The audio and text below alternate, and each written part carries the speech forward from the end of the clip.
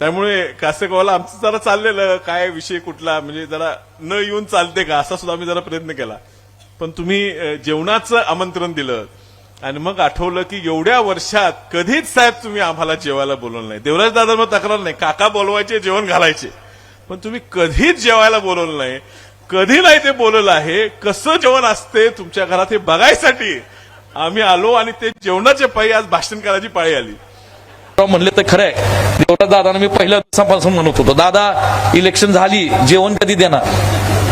आणि दादांनी आज तो शब्द, मी सारखं जे त्यांच्या पाठीशी लागलो होतो तो शब्द पाळला.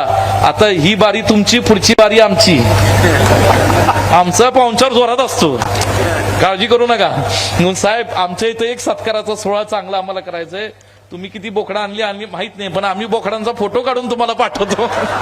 ही सगळी माणसं जी बसलेत कासेगावची, तुम्ही सगळ्यांनी आमच्या कार्यक्रमाला अशी माझी नम्र विनंती. म्हणजे पाहुणचार नाही तर म्हणतील नुसतं स्टेजवर बसलेलीच बोलवतायत विश्वजी कदम. इथं बसलेल्या सगळ्यांना आमचं निमंत्रण. जेवण विशाल देवराजच आहे, माझं नाही.